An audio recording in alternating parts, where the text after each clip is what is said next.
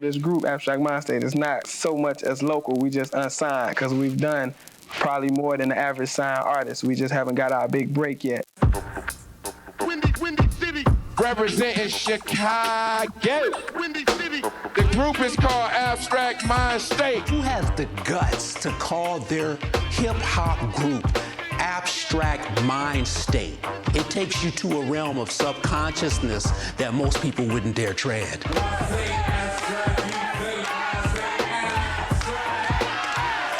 Abstract Mindstate is equiponderance. Equal size, equal distribution of weight. West side, south side. We Chicago, we represent the entire Chicago. You cannot talk about Chicago hip-hop without talking about Abstract Mindstate. The groups like Abstract Mindstate laid the foundation for Chicago to have a hip-hop lane. They had such great talent, EP and Greg. They were so lyrical, and they had such a following. I mean, Chicago was there. Where we at, y'all? Abstract Mindstate first caught my attention in the mid to late 90s. They were doing their thing, like Abstract Mindstate was moving around, like popping on the scene. They were a popular group in the city. So many groups in hip hop. To be the only duo to have a male-female configuration is incredible. They'll give you the substance that you need as a person from the music. So it's like pure hip-hop. And when they rocked, it was just like, it was magnetic. We from the city where mics get gripped and ripped, stages get flipped and townships set on fire. They created these larger-than-life characters. Man, it's to describe them is really, it's so diverse. It's like, it's just hard to really put them in a box. The music play a part in it, but it's really who they are, what they talking about. Who's the master? Who's the Messiah? Who got to join the slate to take a high? Abstract Mindstate was the first artist, independent, not signed, from Chicago that was featured in rap pages. Their point of view was very distinct, and I just thought it was so bold and courageous and honest to speak that way. EP, just lyrics, just give a damn lyrics at a time when everybody expected women to kind of try to look this way or act this way. The EP was just straight lyrics. Slay you like a dude. You know hoes that flow, but there ain't many that's amongst you that can function like the Hellcat, aka the Lotus, aka the teacher's last pupils need to focus. What impressed me about Greg was he knew all the same stuff that I knew, and I saw him doing the business side, but then I saw him doing the creative side, and at that time I didn't see too many people that were that good at both.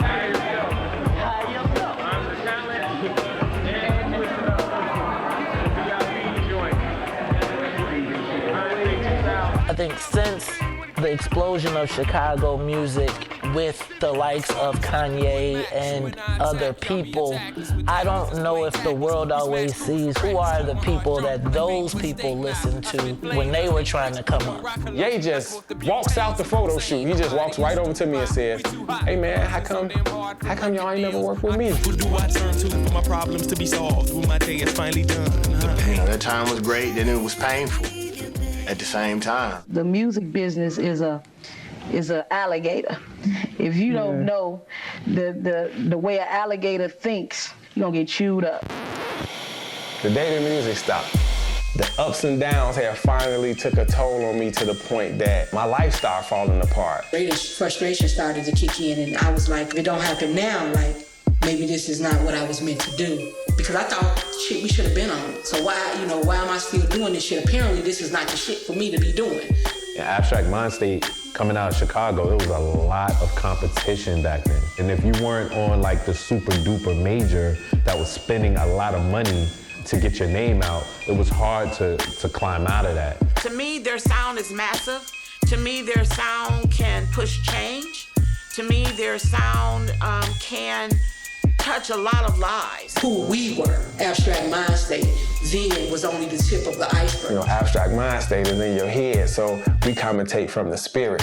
That's what we're giving you. We're giving you that spirit-filled hip-hop. Why don't you take a walk with me through this abstract mind, state of mind? Now when I look back and I listen to the music, that music is so missed today. I get a call at 6-something in the morning, and I'm tripping because I'm like, what are you doing up calling me? He's just started talking. Yo, man, I got an idea. I calls EP. What up, what you doing? Ye want to sign us and put Abstract Mindstate back out. It's love, but our communication was sparse. Like that shit wasn't happening on the regular. It just wasn't happening. What's next, Big Lee? I think this is one of the dopest stories. That's why we still here. We just hope that it has that storybook ending, just because they work so hard. When the twins, we be rocking it right back to bay. We gon' show out. It's time. Yeah. Y'all know it's time. Yo. I spend nights thinking, will y'all ever hear what I write? It's like the game when dark and the mic is my life. I ball them up and take a swing through the verbals I fight. It's a death match. This death match is ready to strike. I'm in the studio with Kanye and patiently patient. These labels finally passed the baton. We'll take it, it's a Chi-Town relay. And Mindstate's next. What's broke from Ed Martin? Mindstate's next. It's like riding a bike. You can't lose it, you can't fake it. You don't have to practice it. We never miss it. We practice it like, and we'll still be on at the same time. Yep. So The way that I met EP, it was one of the breaks going back home in 1990. And we were on a train. You know, the Amtrak went straight from Jackson, Mississippi to Chicago, you know what I'm saying? And inside the train station in Jackson, Mississippi, me and Lee Majors, my cousin, we sitting there waiting and we see this chick. I was sitting on this bench outside of the train station in Jackson, and Lee and Greg actually walked up. I was like, oh man, I ain't give me nothing to drink. I forgot my liquor. And I remember Lee saying, you forgot your liquor? What? Opened his bag, he was like, we got you. We got you. And that's prophetic, because they pretty much done had me since then. You know what I mean? They pretty much done had me since then. On that train ride from Jackson to Chicago, freestyle started and we started kicking rhymes. I started rapping. And she was like, oh, then out of the blue, she just busts out and started rapping. And of course, the entire bar car goes crazy, including us, because we like, whoa, because EP is absolutely insane lyrically, right? We looked up at 0:30 in the morning, and we were the only three still up, and we started talking. And we didn't talk about then the conception of Abstract Mindstate or us being a group or anything. We just talked about what they were doing and what they saw for me. I said, man, I really want to introduce you to my crew, the Peace Posse. You will fit with us real well. See, I had this whole mentality already, like of this crew thing. I would just walk up to people on the yard that were rapping and just get in. I loved doing it, but I wasn't really thinking of it in a way that everybody else thought of me. Like for me, it was just relaxing, a way to get off feelings of anxiety, family stuff. You know, EP was, you know, our West Side sister, and she was rough. And I felt that her having me and Greg in her life, that we were just sharing with her. My whole life changed when I left Chicago and went to Jackson State. I felt a freedom that I had never felt before. And the day that I unpacked and everything, I called my mom, told her I was gay. Called my dad, told my dad I was gay. Called my grandmothers, both of them, told them I was gay. My mom and dad was like, when did you figure out? We already knew. I was just waiting for her to come out and say it for herself. It was her grandmother and her sister. Her sister cried. She said, I told you not to let her be out there playing football all the time with them boys. My mom, it took her a minute. My grandmother, my mom's mom, she sent my Aunt Jean from New Orleans to come and pray for me, to pray the gay away, throw holy away. I'm not making it up. She was there, I swear this was a Monday. My aunt was there by Friday, pouring oil and throwing stuff, you know, trying to, exercise that demon. But I came this way, so, if God in me, there it is. And when I came to Jackson State, it was like being reborn. It was like being reborn because I was a terror in high school. I fought almost every day, every week. In fact, when they got When my mom got this paper from Whitney Young telling her that I was graduating and the date and everything, she was shocked because I had spent so much time getting suspended outside of school that every year I went to summer school except my senior year. Every year. Let me tell you a story, yes. How I got to be so fresh. I was born, and that's the end. I spit that ill recommended to a friend. Your arms ain't Danky is West Side through and through. Danky is a fighter. Danky is family oriented. Actually, Danky, that's what Danky is. Danky is all about family. You'll never really hear him say Daphne. Y'all hear him say Danky, period. Like that's just it. So Danky is my family. It's who I am at my core.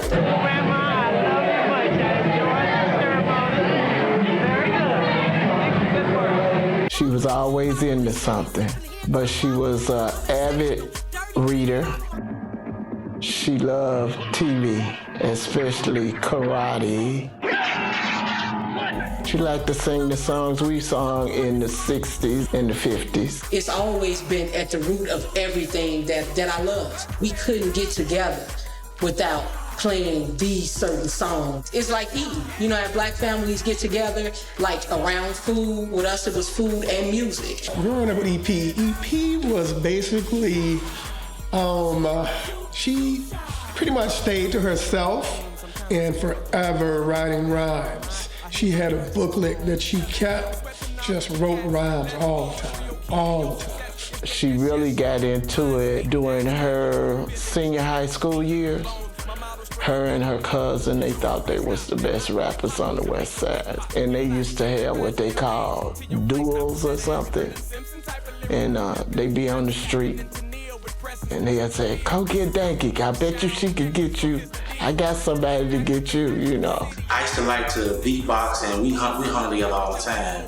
And she called herself the Queen MC as a rapper. And every Friday for years, I would drive my Suburban truck. It was one of the old Raggers with the couch seats in it.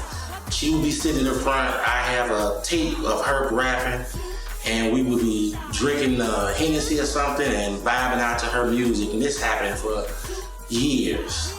It was one of the main reasons why our family was so close together, because of that music that she did. We all rallied around her because we really liked what she was doing. It's only fair that I do my thing. I pay my dues, that's what hard work brings. I grew up in the notorious Inglewood, Southside, 72nd and Perry. I'm an only child, so the guys in the hood was my brothers. When I grew up, they were saying that my generation wouldn't live to see 21. That's how bad it was, and it's great to see that I've definitely doubled that. I grew up in a two-parent household, you know, which was a blessing, but it wasn't my biological father. I was raised by my stepfather and my mother, but my real father was in my life. He got murdered in like 1987. I was going to my junior year of high school, so, you know, he was in my life, you know, so it's not like I'm not one of those kids that didn't know his father and all this and that. We were cool, like everything, and him and my mother's relationship was cool. This is my son, and I'm very, very proud of him. I knew he was gonna make it one day. I call him Dink. Everybody else calls him Greg, Olskool, Ice-Gre. I call my baby Dink, okay? Every Saturday was cleanup day in my house. Greg always gravitated to me because I had tons of albums. He listened to music, the same music that I listen to, R&B. I love R&B. He loves it too. He knew all the words to the songs. He wanted me to keep playing different songs for him, and just had a joyous time. And music was just resonating all through his body. And I'm just thinking to myself, is he gonna be a singer? Is he gonna be a dancer? What is he gonna be? But music has always been in Greg's bones, always. I first fell in love with hip hop the summer of probably 82 or something like that. It's a song by Grandmaster Flash and the Furious Five. I don't know the name of the title, but I just know one of the lines, and it goes, the rhythm of the twist that you can't resist. It goes, a Grandmaster DJ Flash. Like, I never forget that verse. But my cousin, on my stepfather's side. His name was Micah. I never forget one summer he came with this record. He had the record under his arms. It was crazy because he was like, oh, I gotta let you hear this. I'll never forget it. I was like, yo, what is this? And he was like, yeah, man, I love this record. I thought you would like it too, cuz, you know. And I was like, man, it filled me up. I don't know what it was, but I was like, I like this. And at the time I was breakdancing, right? I was a breakdancer. So I was like, yo, I wanted to know more about this music right here. So he ended up leaving for the summer, and I started searching to find more of this type of thing.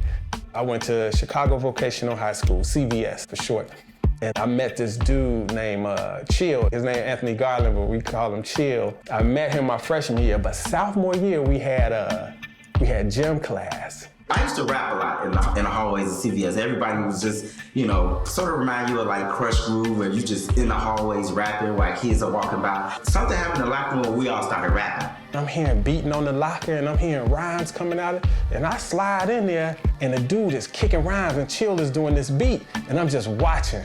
And then the dude stopped rapping and started doing the beat and Chill rap. That was my opportunity to show that I could rap too. So while he was still beating on the locker and the other dude hadn't quite started his rap yet, I just jumped in, got my rhyme off, and he was like, oh, and the whole locker room went crazy. Oh, I was like, yeah, I'm getting high fives. And dude was like, man, you nice, you know? I was like, yeah, you nice too, you know what I mean? And that was the beginning of like our friendship later to become a group. And so we became the Peace Posse. One time we went to the Ford City Mall, and him and Lee and Ant, they did a video at the mall. Don't get in my way on the mic, cause I'm ripping, stripping, like my boy Scottie Pippen. It was so funny, and it was on the screen. It showed outside of the screen. You know, they didn't know they were being seen by all these people. And people were out there just like, wow, they're really good. You know them? I'm like, that's my son, you know. But it was such a joy, and I knew he had it in his bones, and there was nothing that was gonna stop him. We ended up getting a connection with Farley, and I'm sure everyone knows Farley Jackmaster Funk, king of house music here in Chicago. House was really big back then, and we was trying to find any way to break into the music industry. I run to the crib, I said, Chill, you ain't gonna believe this. Farley looking for some more groups he putting this album together of hip house songs. And I was like, I know we don't do hip house, but we are hip hop, so we can write to house music. We know how to do that, because at the time it was like Fast Eddie and Sundance. And long story short, we end up recording a song called Time to Party. It's time to party. You hype on the mic with Farley. Throw up your hands, it's time to party. It ended up being a hit. It ended up blowing up, you know. It was even big overseas. And I remember when I was hearing it on the radio all the time, but I was so young to the business that, you know, we didn't sign anything. We didn't have any rights. We didn't know. We were just frantic to have the wax, the album on wax, to say, look, this us right here. My first day at Jackson State University, I got into a rap battle. My cousin, Lee Majors, he was already at school 2 years before me.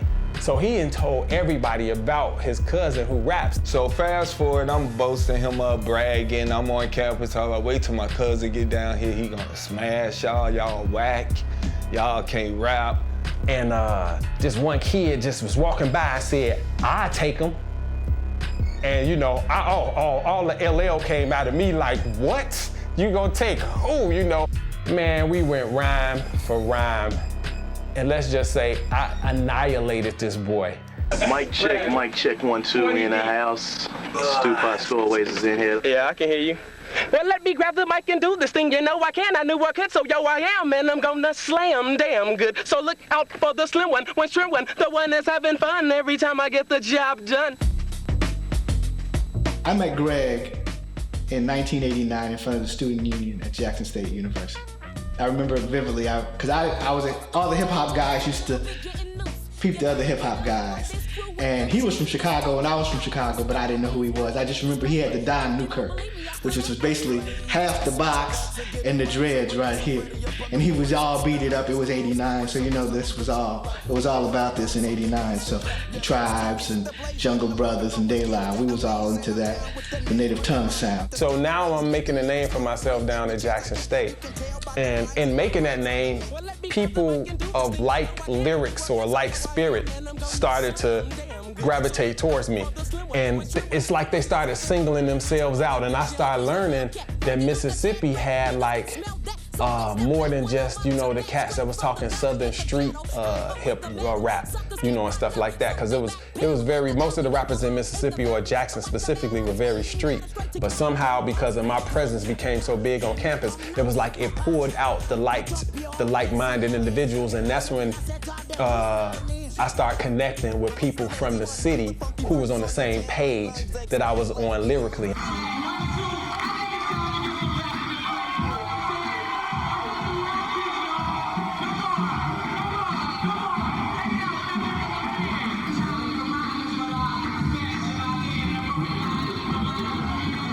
As Greg would tell it, he was chilling in front of the union. He said, I walked up to him and said, so I heard you trying to take over my city. And supposedly I said, you know, ain't gonna be none of that. From there, it just became a good relationship. We would just talk music. And him being from Chicago and me being from Jackson. So eventually we were like, well, since we joined together, you know, let's make it even bigger. We ended up forming an organization called the Stew Pot Stowaways to represent this style that we liked, but we was way in Mississippi, and we called ourselves the Stew Pot because we said it's a lot of flavors in the stew, and everybody in the stew pot had their own flavor. And the Stowaways part came because we said, you know, we were stowaways for hip hop. New York was the big place. All the big prominent people came from New York. At that time, not much coming from Chicago or Mississippi, you know, on a major level. So yeah, let's jump on this ship. We're gonna be stowing away on this ship, and we get to where we're going, you know, we're gonna jump off, and you know, people gonna know we arrived.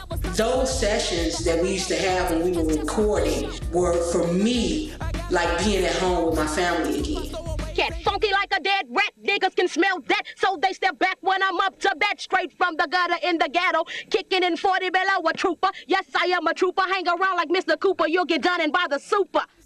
We all, you know, were kindred spirits in hip hop, you know, whether, you know, it was people from Mississippi, Chicago, from Michigan, you know, Issa and Vic were from Africa. So, you know, we had people that were from all over the world that had a love for hip hop, and we all converged and we turned into that crew. I think it's a collective unlike I've ever seen before, not just in rap, but in any form of entertainment. We were ahead of our time, on top of us being based in Mississippi. On the Jackson State campus, I guess we kind of galvanized the scene. We built a little following and made a scene where we actually did some shows on a regular basis in and around the Jackson area.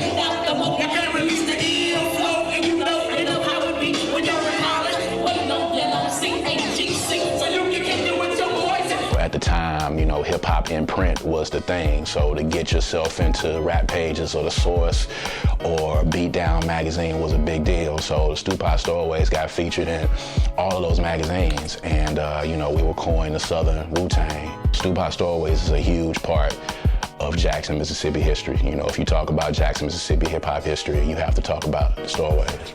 Check it out, EP. How we gonna do this? As time went on, I noticed that he was diving more deeper into the music. He was doing shows. He was down at Jackson State. The music, the hip hop scene in the 90s with, you know, DOS Effects and Wu-Tang, it was just booming. Tribe Called Quest, there was so much going on. And from a black college standpoint, he was able to really kind of work on the craft, work on the lyrics, do stage presence. It was just different for him down there. And while I was at SIU, I wasn't doing any shows or doing any music.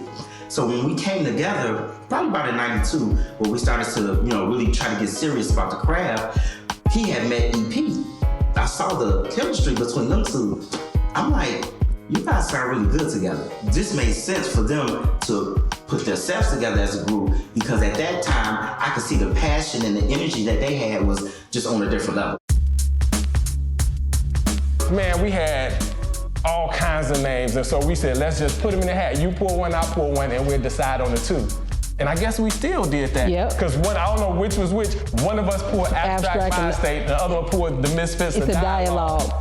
And we couldn't let those go. And that's what we said. Abstract Mindstate, the Misfits of Dialogue.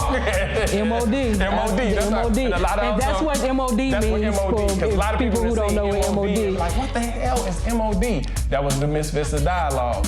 I would describe Abstract Mindstate as hip-hop purists because they were around from the beginning. And they didn't really let current sounds or environment change how they present their music and what they stood for. Our whole thing was we don't fit in. That was what Abstract Mindstate was about. We always thinking our mind is somewhere else, and lyrically we just don't fit in. So we had an Abstract Mindstate, and our lyrically we misfits to what's going on. We was proud to be different. Like, you know what I mean? Like, so I hate to say it, but right now everything is the same. You get heralded for sounding exactly like the next thing. Then, not one of your favorite artists sound the same. My Loud Records experience was how I was able to penetrate so effectively with the Abstract Mindstate run. Fast forward, I graduated from Jackson State, 1994, and shout out to Anthony Andrews, who was the road manager for the Alcoholics, my favorite West Coast hip hop group. Through the Licks management, you know, we established a really kind of cool friendship with them guys, and their management, you know, kind of liked us and dug us and thought we were some cool people. And he told me if I ever come to LA, or any of us, you know, give him a call, the famous little thing, look me up if you ever come to LA. I took him up on that. And Andrew say, yo, if you move to LA, I can get you a job at Loud Records. And there, I was like, what? Loud in '95 was the label. Like, it was no label hotter than Loud. When I got there, I picked up, like I got introduced to a woman by the name of Noah Ochi. I worked under her in publicity. And she really allowed me to stretch my arms out because she had already been told by Andrews that I was sharp, I know what I'm doing. And I proved myself to her. Because even while I was there, I got write-ups for the Stupai Stowaways. I got write-ups for David Banner. I got write-ups for everybody in the crew. All of their write-ups during 95, 96, and all that came from me. Because I would send their packages to these people from me. And they would check them out because it was me sending them, because I was the guy from Loud Records. You get what I'm saying? Rest in peace to a cat named Bigger B, Bill Operin. In the industry, Bigger B was one of the most solid, respected, and one of the top street promoters. Street promotion was a big thing in the 90s, and Bigger was the king. He was like, man, I'm gonna take you out with me. He started taking me out, and while he worked records, he would teach me how to do this and what he's doing and explain it. So I learned the art of how to work a record, you know, on the street from Bigger. Greg has always had a leadership quality. He's always had a great personality. You put Greg in any room, he's gonna come out with something. Gre was such a go-getter. He's a guy that never takes no for an answer. So I saw him, you know, open a lot of doors. I saw him knock down a lot of doors. And if it wasn't for Stupai Stowaways, if it wasn't for him creating that here in Jackson, Mississippi, then there would have been no Crooked Letters. There would have been no David Banner and Kamikaze. There would have been no us getting a deal with Penalty and going to Tommy Boy and going to Warner Brothers. That would have never happened. I didn't make it for a full year at Loud because they went over budget with Raekwon's album, Only Built for Cuban Links. And Steve Rifkin, at least this is what was said to me, he had to let a few people go. In those 10 months, I did heavy work handling all those different things for everything from the Old Dirty Bastard album, the Only Built for Cuban Links, and the Mobb Deep's Shook Ones. You know, so I put my work in for those records. He got the Loud plaque. Every time I go to his crib, I'll be like, yeah, look at old Clacky McClack. That was for that early work, but that laid the groundwork. So I'm back in Chicago now with all of the tools I need to make pretty much anybody successful, including myself. But the problem was EP wasn't home yet. She was still in school. So I practiced some of the stuff I learned on a group called Infamous Syndicate. And honestly, it led to their single leading to them getting a record deal because of the way everything collectively was worked, especially from my street promotions and everything I put into that. I physically was the one out there by myself, like I was 10 people, but I knew how to do it. So 2 years later, EP, like I'm coming home. When I tell you, as soon as she got home, we was in the studio. She didn't even get to breathe good. I just wasn't applying myself, right? I just, music had become like my end-all, be-all. So, and pretty much after Lee left, I didn't have nobody really stand on top of me about going to class. So I didn't. And so I ended up not graduating, and I came home in December of '97 for good. So that's when I started putting a team around us. It was like Lee Majors and Craig on the street promotion. And me and Lee used to work close because although I was an artist and Lee was always about the business, I would always be next to Lee on the business, but then I would still be out in the street with Craig, so I just put this team together around us of people who somehow we all knew each other some kind of way for a long time, so it was trust. And I knew if we trusted each other, it can happen. Here's Linda. Hi, Latina. Hi, sweetie. One of the things that I love about Ice-Gre is the fact that he will see things in you that you don't see in yourself. And that's a blessing. Everybody doesn't have that.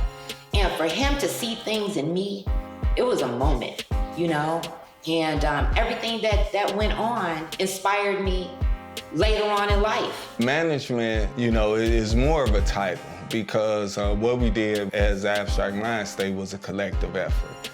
I'd be remiss if I didn't say that Greg was just as much in tune in the business than he was as an MC. So he pretty much was the research department, and I was more the activation arm. You reached Craig Elliott out on Night Promotions. Don't forget tonight. Greg and Lee, particularly Greg, was like, you out here, you got this. People are listening to you. You work hard. Take this thing that we have. We gonna package it, and you gonna present it. And he gave me that confidence to do it, to get outside and present what it is that we needed to present. The Abstract Mindstate thing, you believed in it. They were phenomenal. They were fresh. The lyrics were amazing. The show was fantastic. It's a feeling that, I really can't explain, but it made people happy. People were happy when we stepped into a room, and whatever it was we told them that we had, they wanted it. This conversation's for the real heads, the bald heads, the naughty heads, the knuckleheads. Whoever got a head for that hip-hop. We made everything an event. That was the whole concept of our movement, like whatever we do, make it an event. I don't care what it is. And we had a 12-inch. Nobody was doing a release party for a 12-inch nowhere, and we did. EP and Greg is doing a thing. They got the album it dropped. Hey, what's up with the album, baby? We got this little single with a B-side, called Misfits in this. And the B-side is Hip Hop Manifesto, produced by my man Cap D from All Natural. Oh yeah, word, no doubt. Did the single. Andy C, y'all sleeping? Where Andy C at? Andy C somewhere back there. We gonna get at. We gonna get at. Back there. We gonna get at. Hey, EP making it happen. What's up, baby? Hey, look, I want to thank y'all for coming. Abstract Mindstate for the 9-8. About to blow up in Chicago. That's how we do this here. West Side, South Side, North Side. Getting busy, baby. Yeah, hey, this shit hot, man. Hey, wait. Oh, Andy C, baby. What up? This the man producer. He makes it happen, baby. What up with you, man? What's up? Chilling in the place to be. Chilling in the place. What's up with you? Andy C, our producer at the time, he came to us after that. Andy said, it's time for y'all to start putting out music for real. Y'all need to, y'all need to be done with demos. And I looked at EP like, wow, like in a space that only supposed to hold like 100 people, we had like 150 people, almost 200 people all out in the streets or whatever. And it was like a whole thing, and that's how the last demo was birthed. Latina Cunningham, that's when I invested. I think his persistence in trying to get me to hear the music, understanding what he was doing, and his passion, that's what drove me to say, somebody's got to get behind this group and make this happen. Okay. So how do you feel about tonight's event? Excited.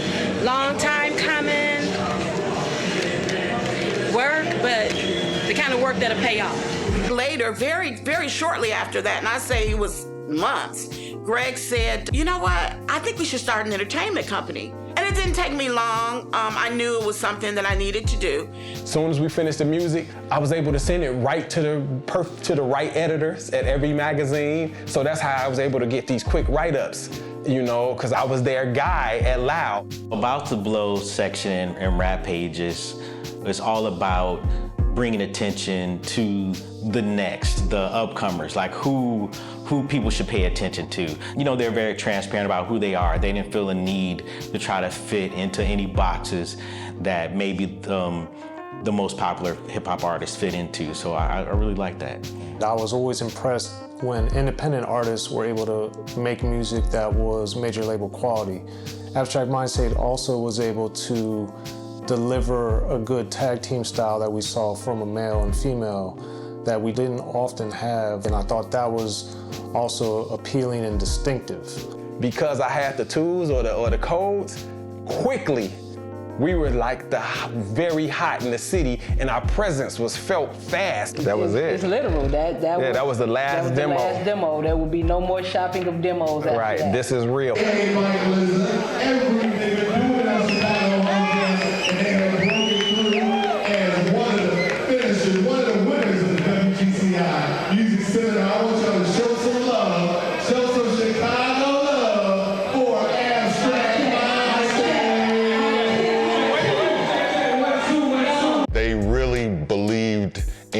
Giving us different styles. You know, you'd have like some underground boom bap kind of a vibe, and then you'd have something that had like a little bit more of a commercial hook and a commercial feel. So we could feature them on Chicago Home Jams because they gave a little bit of all of the gamut of what you would want from a hip hop group. They weren't just stuck in the boom bap lane, and they weren't stuck in the we're trying to be the next big thing on radio lane. So we gave them a shot, and you know, it turned out really well.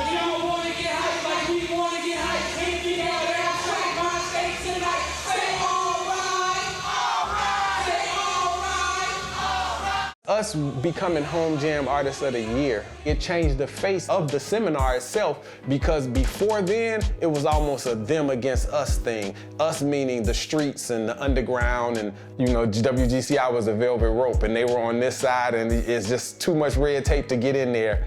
And here come this group, dead out the underground, dead out the dirty, grimy hip-hop clubs where the smoke and the real heads live for the art. We cross the velvet rope and get up in there. I remember being at the GCI seminar with Kanye, and like we were sitting at the table, and I'm already a fan, you know what I'm saying? And I've seen him perform before, so I already know what to expect, but he hadn't. I just remember him just looking at me and just like they performed, and he just looked over at me like almost like, are you watching this? You know what I'm saying? And they trying to get everybody up, you know, get them out their seat and get them going. And people are loving the music, but it's such a stuffy environment. But Kanye was so into it that he was like literally the first person to stand up and start like clapping and getting the crowd. And after he stood up, then everybody else in the whole place stood up.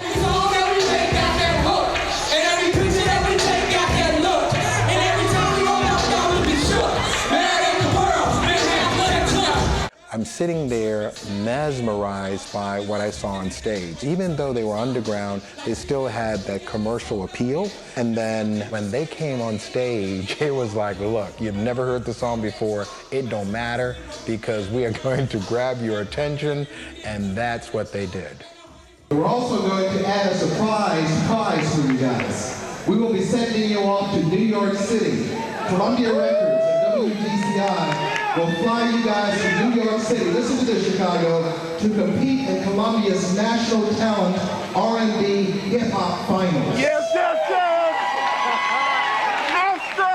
When we kept winning these contests, I just thought that, okay, that's it. The momentum, like it was like a big ball, and it was rolling, it was rolling, it was getting bigger and bigger, because we had started getting all these different things under our belts. When I say abstract, you say I say abstract.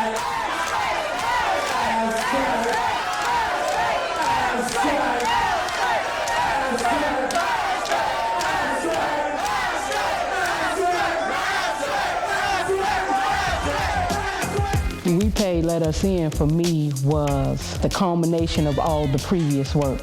And we were ready. Like everything else was working to get to a polish, right? I was perfecting, trying to stay on beat, you know what I mean? Still today, baby, you know, but like. Don't tell a secret. You know. Don't tell a secret.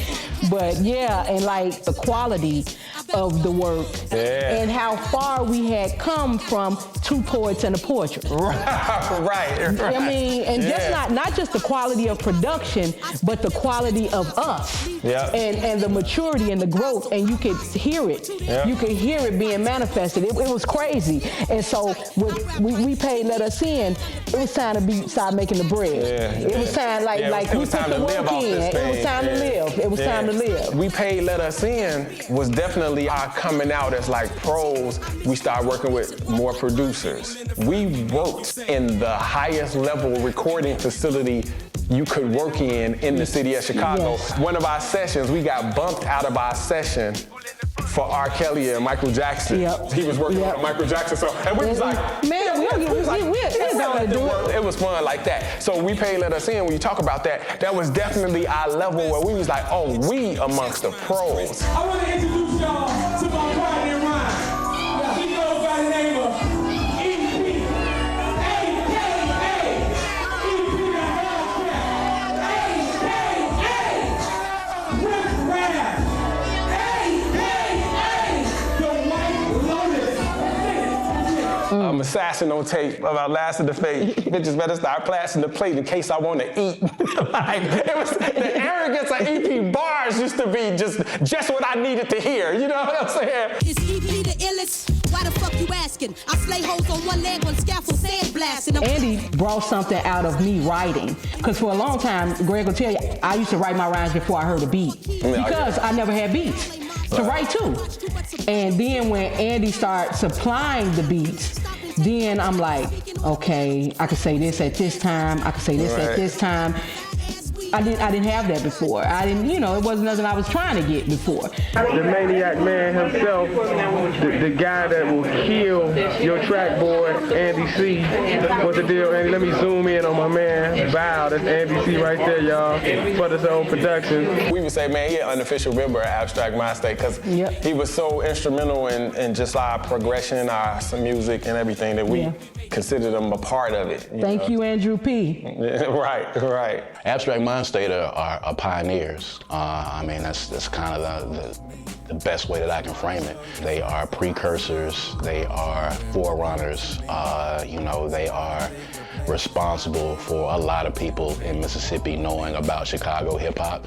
And in Chicago, they are responsible for opening a lot of doors for a lot of independent artists that are doing what they're doing now. Point blank, they say that Jay Ivy's on some other shit. I go down to CRC and I was like, oh, this is different. Like this is different. This ain't the closet, you know. This is a real studio. And so for me, that was one of my first times being in an environment like that. It was fun. It really felt like I had gone to another level. Man, it was magical. Like it was a dope moment, and it's a piece I've been performing since. Wonder Twins was the song that I just remember EP going crazy about the beat. It was never a conversation about if I was gonna sell that beat, who the beat was going to. They came to my house, they just pretty much gangstered that shit from me. They just took it. It was the overwhelming like acceptance and validation of like, yo, I hear you. Let's make this.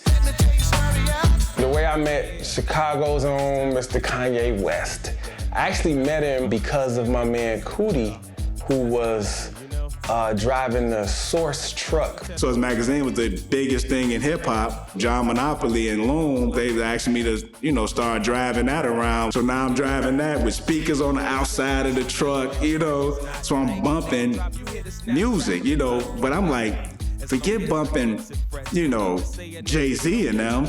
They already made it. I'm like, I'm gonna bump Abstract Mindstate, which I knew Ice-Gre, but I was a huge fan of them. And I just played that album over and over again. The clothing line Mecca came to town to do a shoot with the Source magazine, and Kanye was the principal guy in this photo shoot.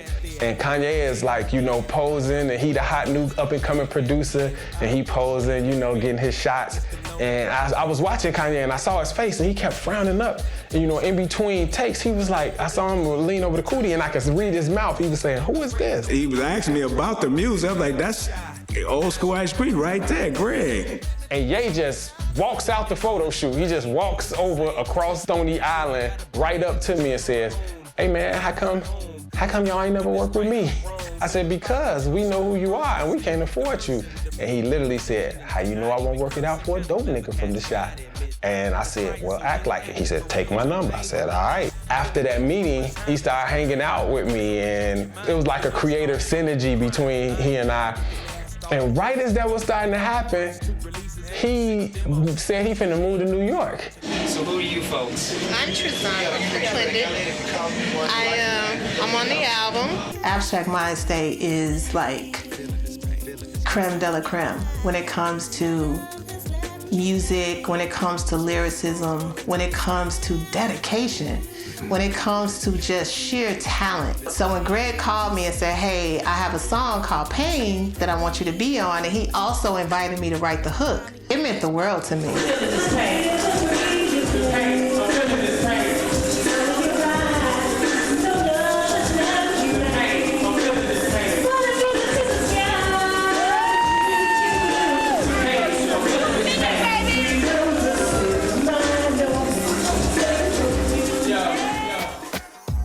Abstract Mindstate was definitely groundbreaking in Chicago when it came to like a group having like a grassroots campaign. They were one of the first groups from Chicago that had merch. I remember it because I copied it. Marketing was heavy, and I guess that's because Greg worked at the label, so as I'm thinking about it, he had the cheat codes, you know what I'm saying? We had stickers, we had jackets, we had t-shirts. Our logo was on everything. We was branding before we understood what branding was. You're supposed to know us without even seeing our face. If you see that, I wanted it to be our bat signal. That was one of the things I wanted to convey in the image, that it was, you know, a male and a female, that they were both kind of grassroots, meaning that it wasn't pop, it wasn't, you know what I'm saying, it was bare bones, which kind of started my thought process of making the image as stripped down as possible, almost kid-like, like in its innocent form, like this is hip hop. It was about as honest as the logo could be. So I just took it, bent it, put her in a crouching position like she rocking, and he over here rocking, and I added a couple of microphones and put a sphere around it, and basically trying to keep it simplistic. This is what we came up with. We would have up to 4 or 5 different spots every night that we bouncing in, and now we go one way, Craig hop out the car with the flyers, he go another way. All of it was intentional. Like we set out to position the group a certain way. We put color on that on purpose, so we could see it in the dark. You could see it in the club. Like I never thought about that, you know. Gre was a visionary with promotion. Anytime I'm coming out of the club after DJing, there he is at 3:30 in the morning, standing out there promoting abstracts or selling records. Or if he wasn't working with himself, he was promoting another artist. And in a couple of short months, the city was laced with Abstract Mindstate, and we was like the talk, and it was like, what's going on? It happened. Yeah, it happened pretty fast, right? I was hosting a lot of hip-hop shows back then in some of the grimiest clubs in Chicago. You know, we went anywhere. I was hosting some nights up at like Betty Mulligan's and some different places. And the one thing about Abstract is whenever they came, what caught me was they had a good show every time. Man, Abstract put on a show every time I ever seen him. And that was the thing that I loved about him. Like every time they hit the stage, they was crisp.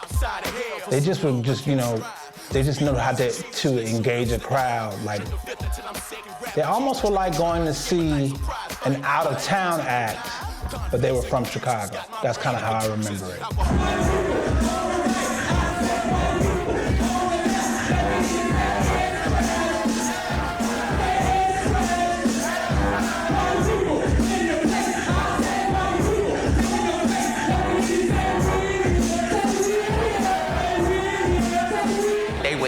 people up, like, you know, straight up, like, just that energy was like something that, man, I wish we could bottle that up.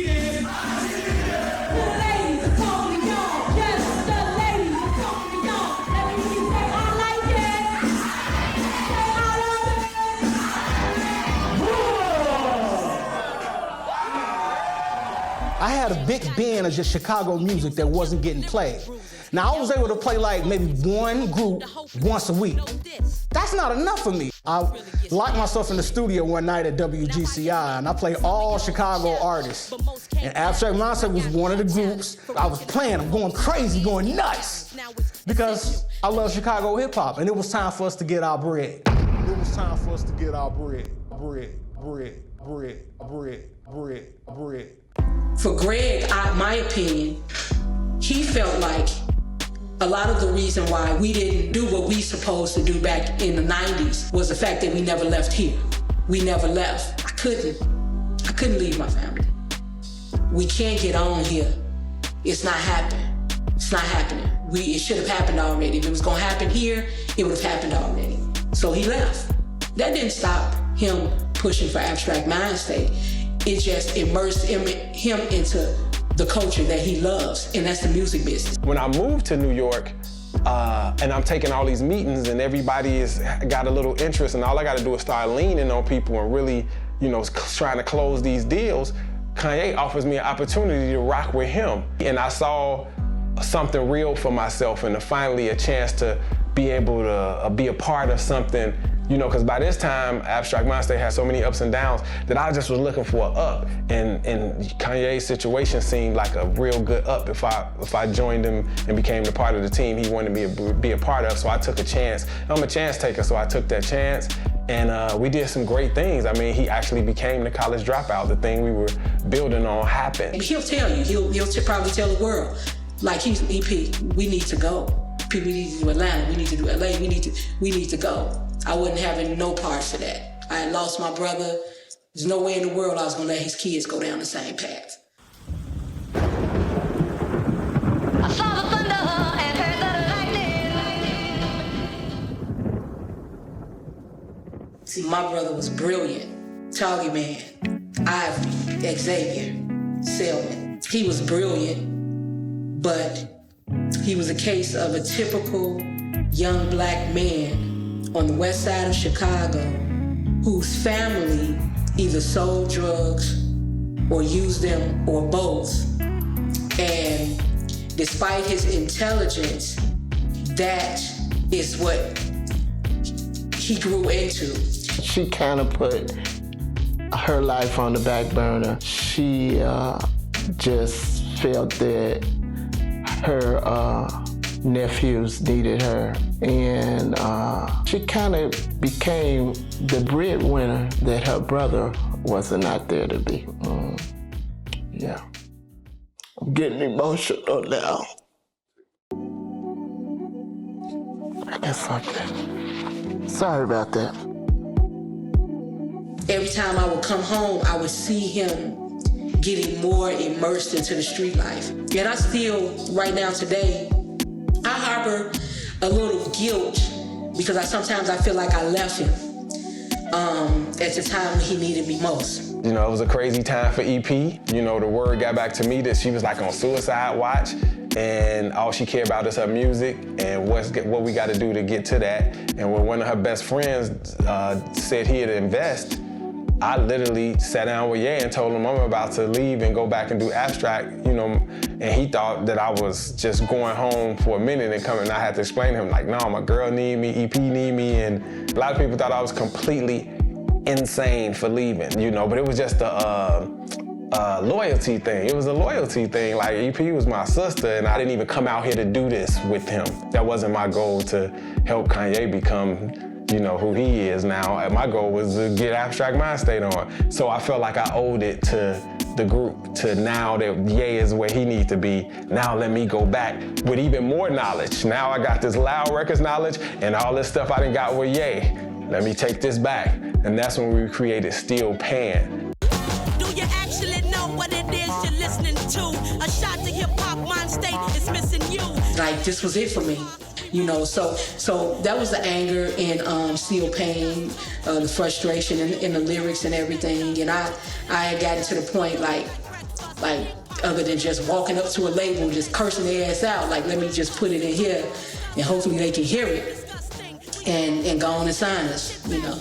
And y'all have done songs with quite a few people. I know on Still Paying, y'all had Special Ed on these raps. Y'all had Comment on Nostalgia. Yes. Y'all had Kamikaze and David Banner. 57. On 57. Welcome to Chicago. Kanye West. We had Mr. Chicago. Yeah. Ye West. We had John Legend on No Love Lost.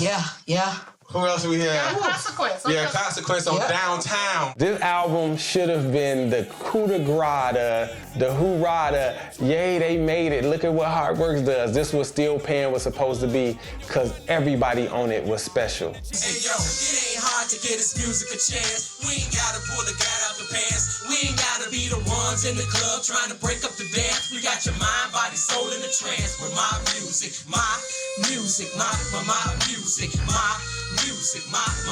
music. I knew what they was doing, and it was just based on, I'm just thinking back like how things was based on pure respect. Like it wasn't about money, it wasn't about, well, how I'm gonna get paid, well, what major record label are you signed to? It was like, no, this group is dope, and they're gonna, and they want me to work with them. So I'm really excited about doing that. Yeah, yo, this is Common, Big Illinois, chilling with my peoples, Abstract Mindstate. Well, what? Channel Zero in conjunction with Nike, y'all. This how we do it. You know, I got my man Rashi, Common Sense, making it happen, baby. What's up with you, Common? Chilling, just relaxing, enjoying the Abstract thing going down right here, you know? Abstract was really representing hip-hop in the right way. I like to rhyme with people who motivate me, people who are dope. I want to be on dope things, like, shoot.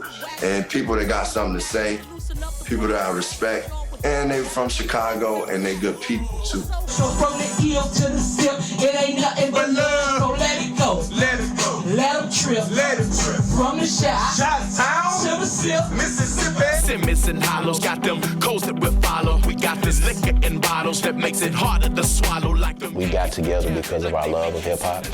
We got together because of our passion for it. Now hold easy. Come on, people, don't leave me. It's me and Old Skeezy and the Cold Breezy. I remember recording these raps with Old Skeezy and EP. So actually, that was one of my favorites. I always just ask them, yo, what's up with the joint? What's up with the joint? What's up with the joint? Right when we were about to release the album, the EP's best friend from high school, who was putting the money up for it, came to me and was like, man, I hate to say this, but I'm sorry, dog, but I got hit hard and I can't do it no more. Mind you, by the time he told me this, the album was recorded, it was mixed, it was mastered, all of the promotional items was made for it. I had already mailed advanced press-only copies of the album out. You know, everything was done. Oh, we was ready. We had a whole plan. It all fell to the ground because we had no financing to promote or market this stuff. So a great album hit the floor. Flat, blam. At that particular time, you gotta understand, we had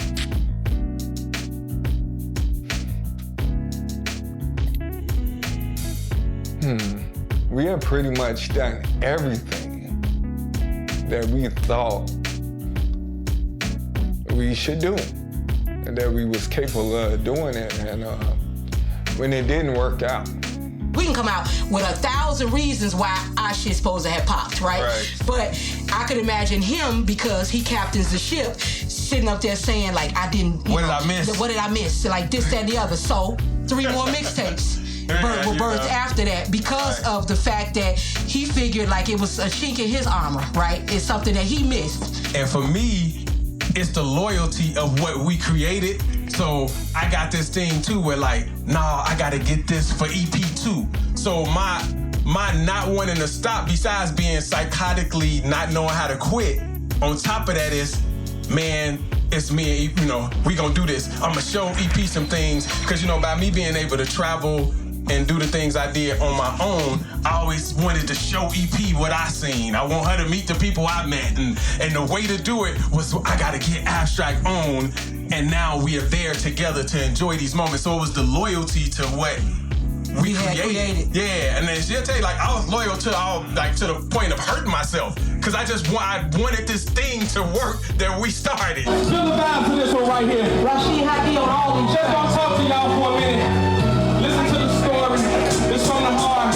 Yo, I spend nights thinking when y'all ever hear what I write. It's like the stage was dark and the mic is my light. I'm all about the tater swing to the purples I fight. It's the death match. The death match is ready to strike. When I'm like, what am I doing? I keep sacrificing everything I got for this, and we keep having these ups that keep dropping down because something with financing doesn't happen. But I put so much of myself into it that my life was just, crumbling. Because honestly, for EP, all she had to do was show up. But all of the business, the connections, maintaining that, the creativity, all of the stuff, I was the left eye of the group. I'm the hook writer, I'm the concept idealist. Yeah. So I was just exhausted. I had already been married, had gotten married, and I had a family. And so it was no more of us not monetizing. Like, we gotta monetize this thing. We can't keep doing it like this. There was nothing really said, like it just happened. And I looked up and he was gone. I got to the point that I was just upset at Abstract Mindstate. Like, this ain't it. Like, I done lost myself trying to be this, this thing, that we created that was great, but the reality of it just wasn't there anymore for me. Play Darkest Hour. Oh, shit, the Darkest Hour. Yeah. Ooh, boy, you start feeling that jersey. That's why, that's what you came to. Yeah. I was like, yo, Greg, you gotta not think about Ice-Gre and think about Greg. And go and use your talent elsewhere. Because I know personally how smart you are, how intelligent, and how you know this shit. You really, literally know what you're doing. Go use that. Don't let that fall victim to you living for Abstract Mindstate. I became this guy that all people knew me is like Kanye homie. They didn't really know nothing about what I do, who I am, how much I've been behind various people in the business. It was all about like getting on my feet as just like a man at this point. I'm a college graduate, what am I doing? Like what am I, you know what I mean? I'm heavy in the game, I run with the heavy weights, and look at me, I'm tripping. For me, it was the time for me to say to myself, okay, you need to go back to school. You just lost your brother. He left these kids here. For me, started back for me focusing on my family. It was a sad day, but it was also happy.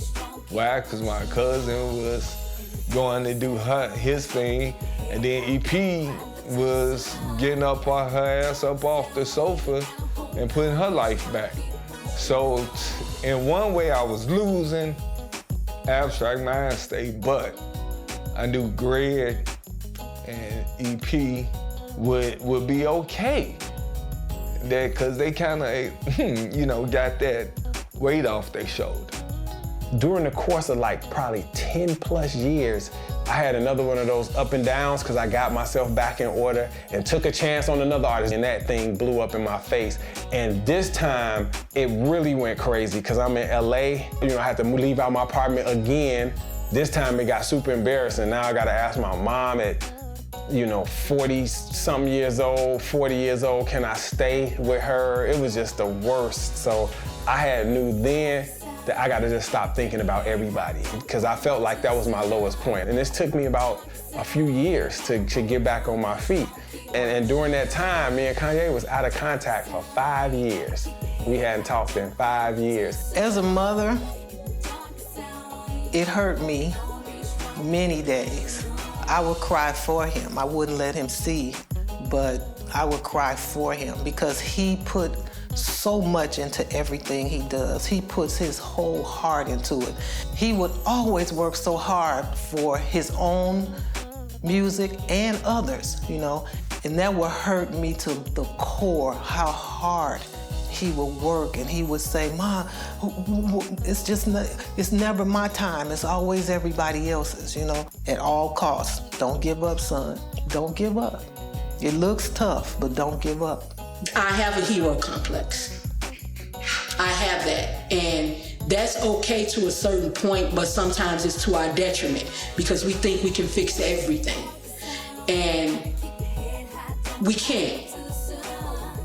And when you come to the realization that you can't change or fix the lives of everybody else, then yours changes. And you start focusing more on self. And it took me years to get to that point. And I think the unspoken separation of us was due. When it happened, it was time for it to happen. He had to go out and find his niche outside of abstract Mindstate, and he did it. I had to find mine within myself, and I did it. I get a call from a number that I didn't even know the number, and for whatever reason, I was like, I bet you this Kanye. Ain't talked to this man in 5 years, all this stuff going on, I'm worried about this and that. And he went, yo.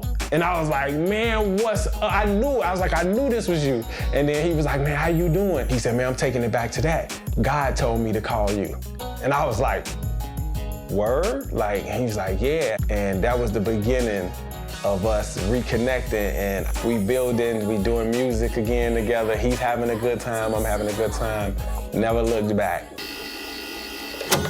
I mean, 2006 up into 2017, that's a minute. That's a minute. We talk on the phone, you know, sporadically or whatever. I would reach out and call and check on them every now and then, but we weren't even in like close contact like that. We didn't talk to each other every day, and not even like once a month or once every 6 months. Now, I'm 1,000 miles away from being an artist at this point. I'm pretty happy not to be an artist. I'm pretty happy to not even be dealing with any artist that isn't on the level like Kanye's circle kind of thing. So I kind of like put my whole world, my whole spirit and everything into the real stuff and just didn't look back. We ain't practice sacrifice. Wow. Yeah. Wow. Volume 2. Check this out. Are you willing to leave this place called home? That's simple and plain. And set up shop in the spot where they don't know your name. Or even trade the good times for a whole lot of pain. Or maybe get out the sun and just stand in the rain. Well, these are the things that you might go through when you want something bigger than you. It's like leaving the crib, then losing, have to stay with your aunt. You're thankful, but it's not what you want. I need to say, have you ever wanted much more but settle for less? You find the big booties, but you settle for chest. You really want to sleep, but all you get is some rest. Your clothes is okay, but you really want fresh. You don't just wear to eat, but you settle for mess. But still, you keep your head high, cause you swear it's a test. People, these are the moments that I'm talking about. When you hung in that thing while the rest broke out. When you stopped hanging with people that's close. Stop hanging with who you hung out the most. I promise y'all it's a small price.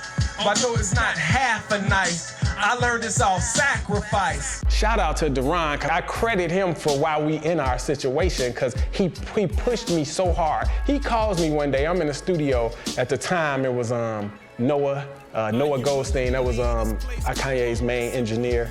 I'm an A&R at this point. Again, for probably the second or third time with the label. But anyway, and Duran like, what up, Gre? I said, Greg, you know what? I'm listening to Sacrifice, and as we speak, I want you to go and listen to it right now. You're gonna have a reaction on it. I promise you're gonna have a reaction. I don't know what it is, but you're gonna call me back. And so he said, oh man, I don't feel like this. I said, man, please, just do it for me. He said, you know what? I'm gonna do this for you one time. So I listened to the song, and I was, sound funny. It was my own group, but it was so vibed out that it moved me. So much so that I just let it keep playing past that song. And now I'm listening to the whole mixtape, it wrap back around, and I hear it back to that song again, and I stop it. And for some reason, I wanted to write. So as an A&R, I felt like if that music made me want to write, Kanye is in the writer's block. If I let him hear this, he gonna wanna write. That was it was a strategy for me. He's gonna wanna write. So I sent the link right then. I get a call at 6 something in the morning. And I'm tripping because I'm like, Ye, what Ye doing up, calling me? I answer the phone like, what up? He's just started talking. Yo, man, I got an idea. He said, man, you know what artist I want to represent Yeezy sound? This is 6 something in the morning. I was like, who? So now I'm like, okay, we finna talk about, we finna get creative. And I'm excited for this creative talk we going into now. He said, man, abstract mind state. I said, dude, do you think the world is ready for some 40-something-year-old rappers? That's exactly what they ready for. The world need abstract mind state. Y'all gonna heal people. Y'all gonna help change lives. It's about us, bro. We the elders. We gotta teach these kids. Abstract mind state been about that. Y'all, it's time for y'all. Give it up for my niggas, Abstract Mind State. He said, I want to produce the whole album. This is going to be us. We going to do this. Us. This is Abstract Mind State and Kanye West. This is a collaboration. And he said, man, get out here right now. I'm going to give y'all a situation. I was like, you serious? He's like, yes, bruh. And I'm like, hold on, man. Because I'm kind of thrown off because I'm still looking for it to be a joke. And I said, so you want me to contact the travel agent and get EP out here? He said, yep. I said, right now. He said, right now. I said, right now. He said, right now. I said, right now. He said, nigga, not while I'm on the phone, hang up and call her. And I just hung up. I said, boy, get the fuck off my phone. Fuck you, man. I ain't got time for this shit. And he was like, he's like, EP, I'm serious. He wants you to come out here as soon as possible. Mind you, it's love, but our communication was sparse. Like, that shit wasn't happening on a regular. It just wasn't happening. I said, listen, my dad is sick. My dad has been diagnosed with cancer. He's just started dialysis for some other shit. I said, listen, I don't really have time for this shit. I can't. Like, this is what, again, family. This is what's important to me now. It's really poetic that Sacrifice is the song that was the catalyst to this situation we in now, and we made it for what we was in back then. Yeah. So in essence, if you just be unselfish and accept what's happening now, the sacrifice finally paid off, So I guess. Well, circumstances gonna humble you anyway. Right. So you don't have to be accepting. I'm grateful to God that He kept us sane. Yeah. Through all of it, we didn't lose it. We definitely could have lost our mind. Yeah. Real talk. We could have lost our mind. We could have lost our connection. Yeah. A lot could have happened in between that span. A few days before I received that call from him to where I woke up one morning and I literally looked in the mirror and I could see the weight of being an MC come off of me, and I said it to myself, that's gone. That part of your life is over. You're about to be a board-certified behavior analyst. Your master's, you'll have it in August.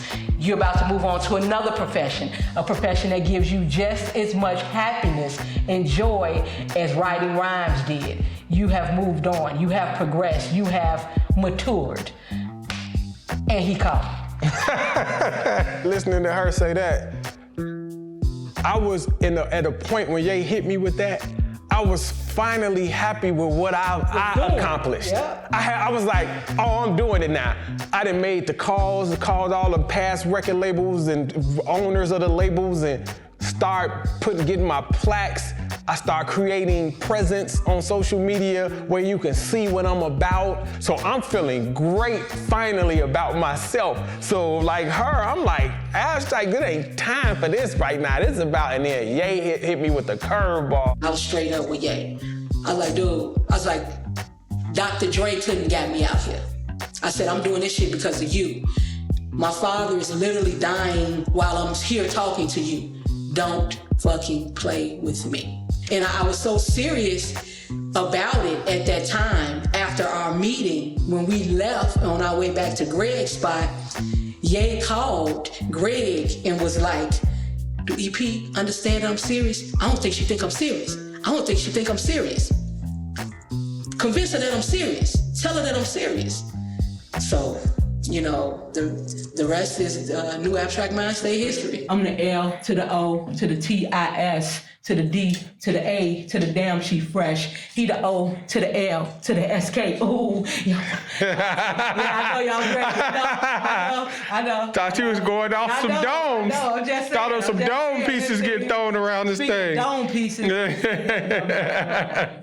a topic for another day. Yeah. Man, getting back in the studio with EP after all that time was normal. It was normal. It was normal. Like, that was where we belonged. The only difference this time is EP had the same writer's block Kanye had, but other than that, it was just normal. It was us again. It was what we had done for so many years. It wasn't uncomfortable. And maybe it wasn't uncomfortable because I was okay as an individual and she was okay as an individual. So this was almost like, it was just art class versus Hard Knocks. I can honestly say Kanye didn't just produce this album musically, he produced us. If I had any arrogance, Kanye produced this. If I had any arrogance or cockiness about being like the leader, so to speak, that can make all these decisions, it all went away. This man had me rewriting. I was getting mad because he didn't do it to her. I had to rewrite almost every rhyme on this new album. And I was talking to EP like, yo, that was dope. Like, what do you mean? And she was like, hey. And I'm like, let me tell you what I had to do for myself, because even in the early days of Abstract Mindstate, if Greg would have told me to change a line or to fix a line, that shit would have turned physical. That shit would have turned into so you hit a level like So what happened when Ye was saying this, like I told Greg out of my mouth, I said, Ye, that's a millionaire. Ye, that everything he touches goes to skyrocket. We're gonna fucking do whatever he says do. And I guess by me saying that, Greg, that shit go. I let it go. Because if I let it go. Yeah, and that was a strong thing, because I heard EP say that to me. Yeah. I was like, okay. I actually think it was after my father passed when everything started, getting better in that way. I think that part of my life was like holding me. Like I had to be more concerned about him than anything.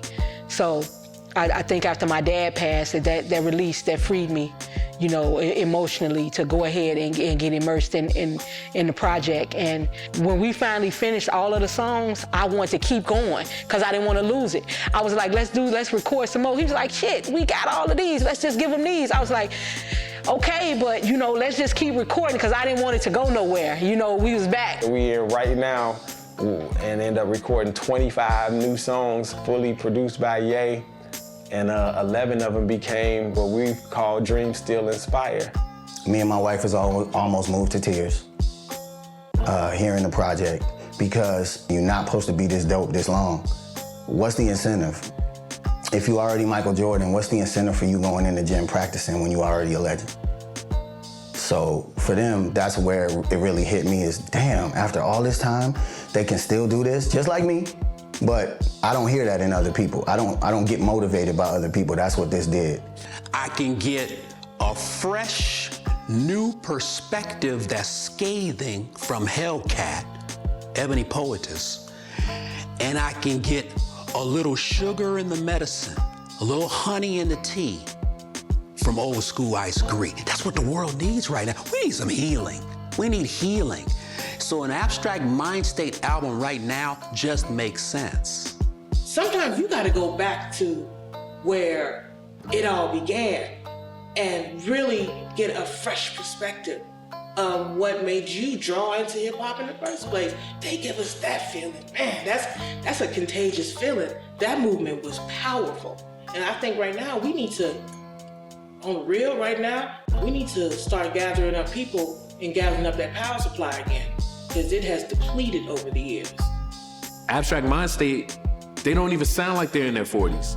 If they don't mention it on the record as much, you wouldn't know, because the skill is there, the bounce is there. Like their wonder twin energy is still there. And I think it's amazing that they're making this track and they're getting the kind of support that they need, or I feel that is warranted for them to come back.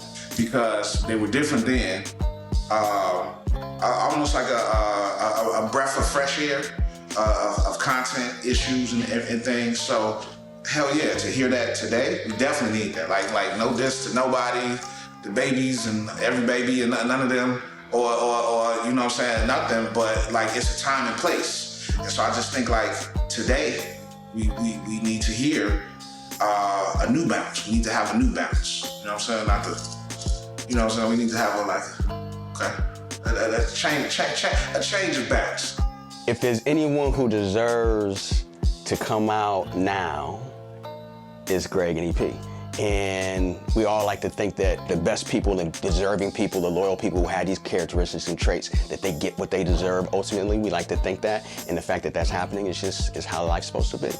For you to open up another chapter of what we love and what we into and deliver that to the world with one of the greatest producers that ever done it, I think we're there for that.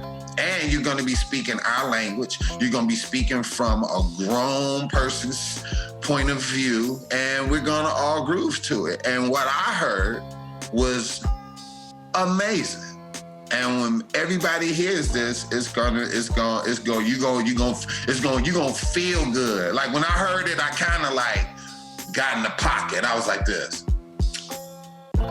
Oh, yes, thank you. Like, thank you. You put it up gold on? Hey, did you put it up gold on? Oh, geez. EP, are you gonna stop fooling? You're wearing chains and gold. I'm just ecstatic about the world finally having an opportunity to listen and hear this dynamic rap group and see what they're about, and see what was to Abstract Mindstate, because it's a hip hop story, and we're writing it, and that's what's so cool about hip hop. The new stuff is the same heat, but the message is so different and so grown and so needed right now. It's gonna be great doing the new stuff. It's gonna be great doing the new stuff. It's gonna be great doing interviews, like you said. Remember, the interview's probably gonna be the best thing for us. Yes. The new stuff is so meaningful and significant and necessary now. Yep. You know what I'm saying? Shout out to the homie for being like before his time. His foresight is something that's to be reckoned with. It's not even a joke. Yeah, it's scary. It's not even a joke. We talk about it too. Like, man, this boy called this 2 years ago and said the world need to hear y'all. Now it's here, and it's like, as they say, always right on time. It's right on time. It don't come when you need it, but it's always on time. Get at church, say amen. Amen. I don't think Kanye really knows exactly what he did. Nah, he don't. That's what he don't know. Yeah, he don't know what he did. He brought my brother back into my life in a way Thanks, that. Piff. Call me that shit again. Call me that shit again. Let's go Gree. Fuck out of here. Dink. I like when I say Kanye doesn't know what he did, it's just like this wasn't the plan for us to be back in each other's lives on this game. Because I don't think it'll ever be 6 months or a year between us speaking, let alone let alone 6 days without us like what you on texting or you know what I mean. So it's just I guess things have come full circle, and things are always the way that they're meant to be. Dink and dank out. Mindstate. Wonder Twins. Activate.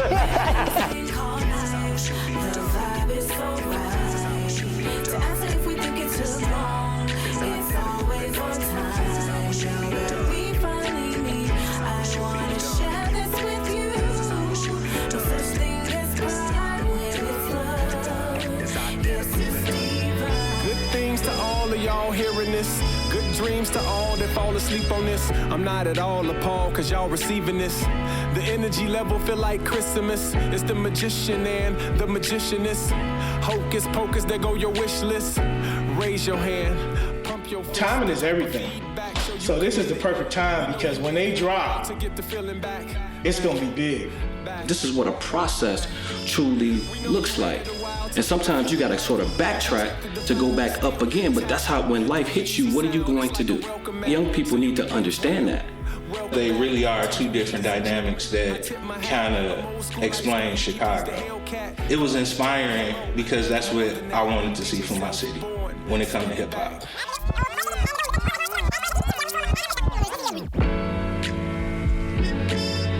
Greetings to y'all within earshot. Grieving the fall, but don't fear not. Did you feed the goats? Well, it appears not. Cause we out in the sun to make the year high. Stay there, plane fly to make your ears pop. Don't smoke, stay high like souvenir shops. Mike Murderers. Oh, they're creating a genre. You know, it's gonna be contemporary hip hop. This is gonna be 40-year-old and up hip hop. We're gonna be creating radio stations off of this music. Lastly, what's your favorite Abstract Mindstate song? You can't do that. I'm not naming a favorite 3. All of them. A Jodie Foster hit. This ain't a freestyle, but it won't cost a nick before the culture quit. We the culture shock, and we the opposite of how the vultures rock. So receive us well, and we'll repeat the same. So you consider spell while we complete the game. Yeah, you consider spell while we complete the game.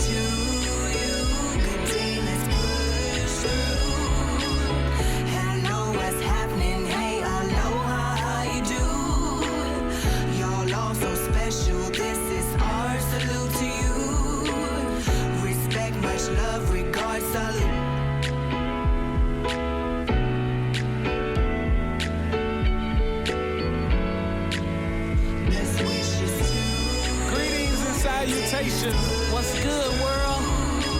We want to welcome you to this Mindstate experience. Yeah. Enjoy the trip. Enjoy the ride. Let's go.